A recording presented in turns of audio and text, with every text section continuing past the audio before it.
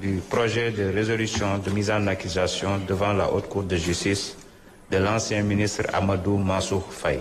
Veuillez procéder à la lecture du rapport.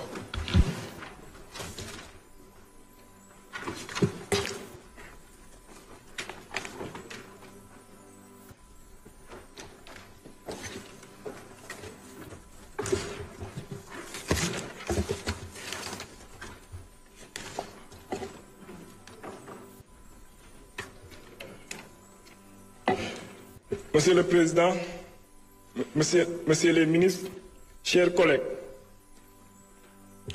la Commission des lois, de la décentralisation, du travail et des droits humains s'est réunie le vendredi 2 mai 2025 sous la présidence de M. Abdoulaye Tall, président de la dite commission, à l'effet d'examiner le projet de résolution portant mise en accusation devant la Haute Cour de justice de M.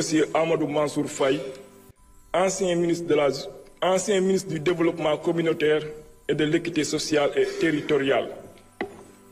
Ouvrant la séance, Monsieur le Président a précisé que les membres de l'Assemblée nationale faisant partie de la Haute Cour de justice ne prennent part ni au débat ni au vote sur la mise en accusation, conformément aux dispositions de l'article 18 de la loi organique numéro 2002-10 du 22 février 2002 sur la Haute Cour de justice.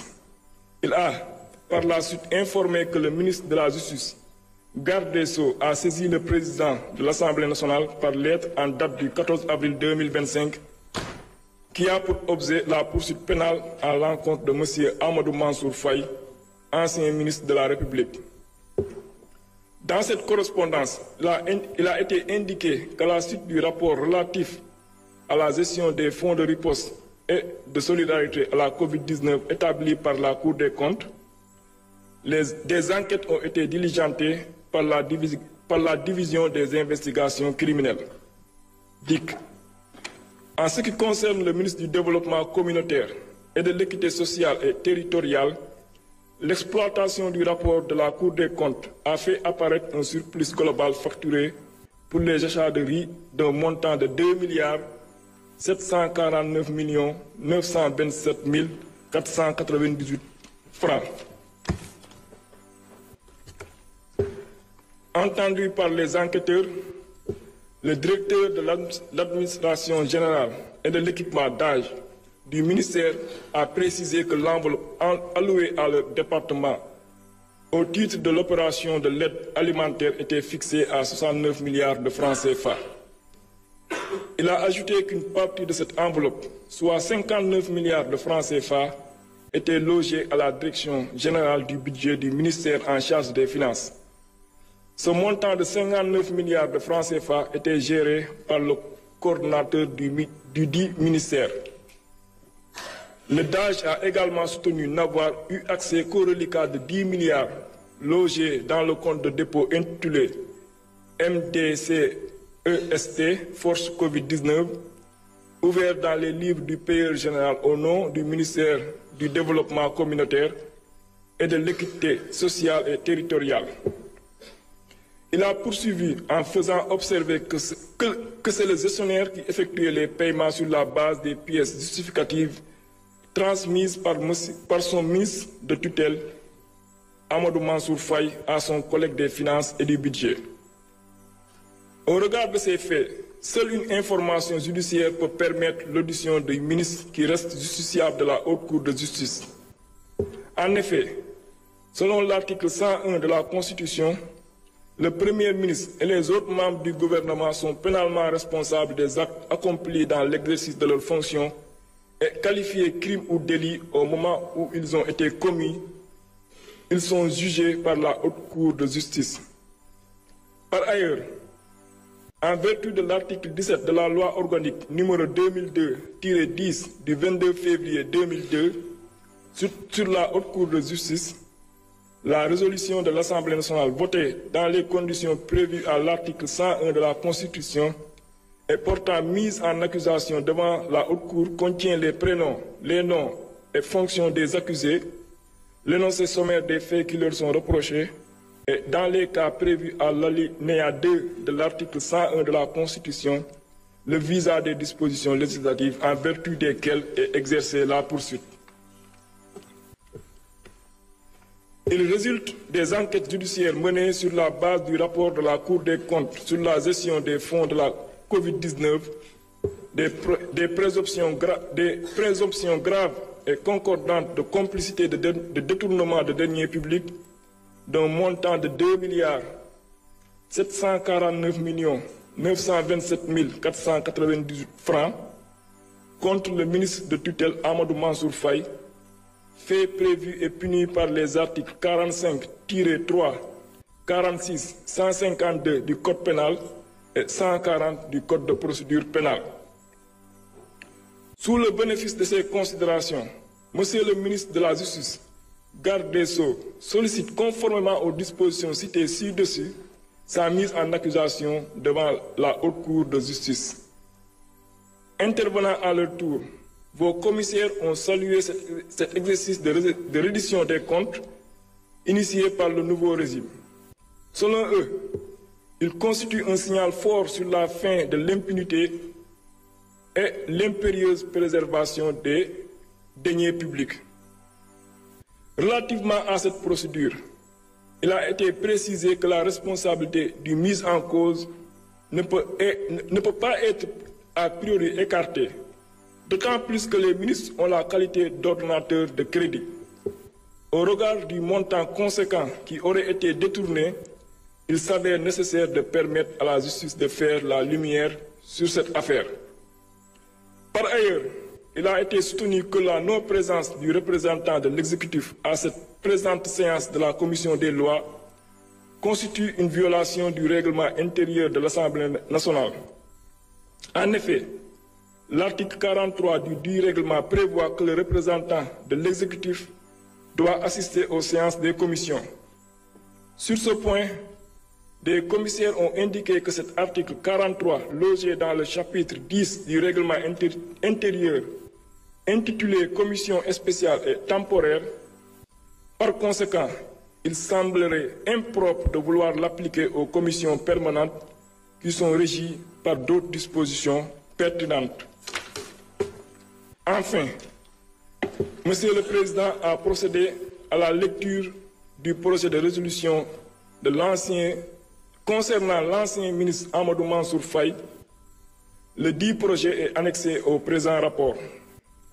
À la suite de ce qui précède, les membres de la Commission des lois, de la décentralisation, du travail et des droits humains ont adopté à la majorité le projet de résolution portant mise en accusation devant la Haute Cour de justice de M.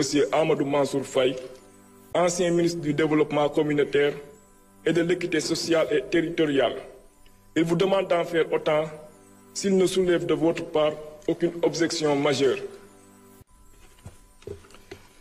Je m'en vais lire le projet de résolution. Projet de résolution portant mise en accusation devant la Haute Cour de justice de M. Amadou Mansour Faye, ancien ministre du Développement communautaire et de l'équité sociale et territoriale. La Commission des lois, de la décentralisation, du travail et des droits humains, après avoir délibéré en sa séance du 2 mai 2025, a adopté à la majorité le projet de résolution dont la teneur suit. Considérant que par lettre référenciée numéro 00000289-MJ/CAP/DC, en date du 14 avril 2025, le garde des Sceaux, ministre de la Justice, a saisi le président de l'Assemblée nationale d'une requête aux fins de mise en accusation de M. Amadou Mansour Faye, ancien ministre du Développement communautaire et de l'équité sociale et territoriale, devant la Haute Cour de justice.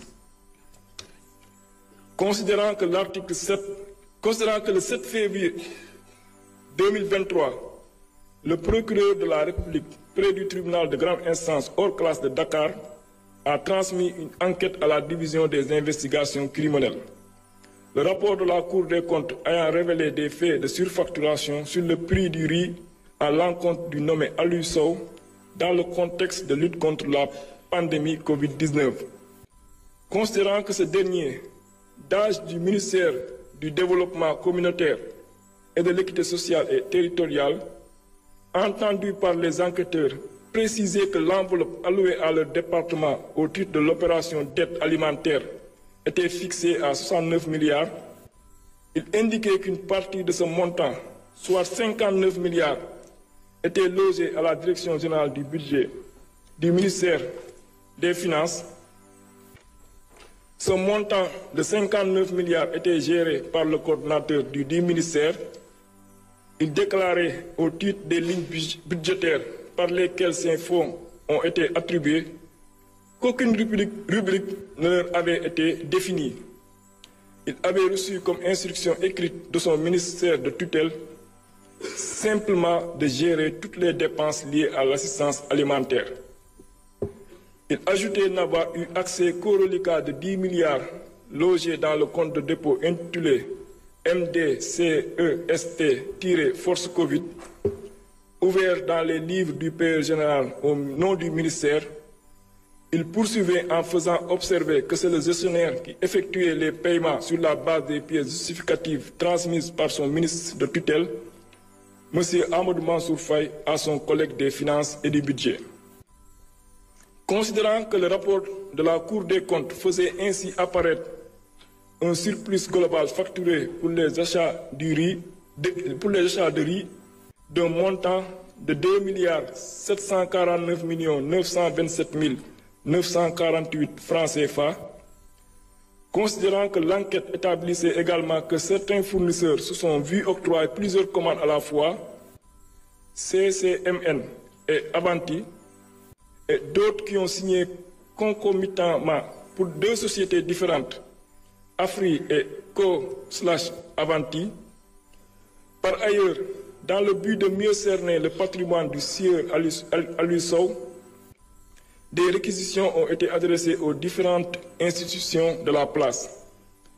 Les résultats faisaient apparaître l'acquisition de divers biens immobiliers par ce dernier. Considérant qu'à l'époque de ces faits, M. Amadou Mansour Faye, cité dans la procédure, était ministre de tutelle, considérant que selon l'article 101 alinéa 2 de la Constitution, le Premier ministre et les autres membres du gouvernement sont pénalement responsables des actes accomplis dans l'exercice de leurs fonctions et qualifiés crimes ou délits au moment où ils ont été commis, ils sont jugés par la Haute Cour de justice. Qu'en vertu des dispositions de l'article 17 de la loi organique numéro 2002-10 du 22 février 2002 sur la Haute Cour de justice, les poursuites sont exercées suite à une résolution de l'Assemblée nationale votée dans les conditions prévues à l'article 101 de la Constitution et portant mise en accusation devant la Haute Cour de justice.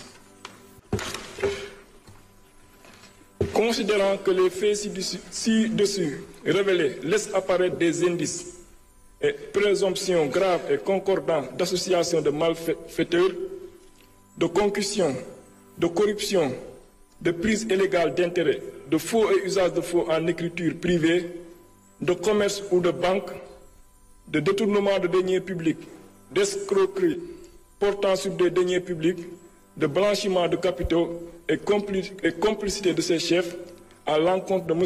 Amadou Mansour Faye pour un préjudice évalué provisoirement à la somme de 2,749 927 498 francs CFA. Considérant que lors de la commission de ces faits révélés par l'enquête de police, M. Amadou Mansour Faye exerçait des fonctions ministérielles. Considérant que ces faits sont prévus et punis par les articles 238, 239, 159, 160, 161, 162, 156, 157, 135, 136, 152, 153, 45, 46 du Code pénal, 140 du Code de procédure pénale et la loi 2024-08 du 14 février 2024 relative à la lutte contre le blanchiment de capitaux, le financement du terrorisme et la prolifération des armes de destruction massive abrogeant et remplaçant la loi numéro 2018-03 du 23 février 2018 relative à la lutte contre le blanchiment de capitaux et le financement du terrorisme. Que de tels faits méritent d'être portés devant la Haute Cour de justice.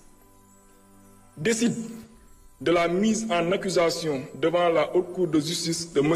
Amadou Mansour Faye, ancien ministre du Développement communautaire et de l'équité sociale et territoriale, conformément à l'article 101 de la Constitution, 17 et suivant de la loi numéro 2002-10 du 22 février 2002, portant loi organique sur la Haute Cour de justice modifiée.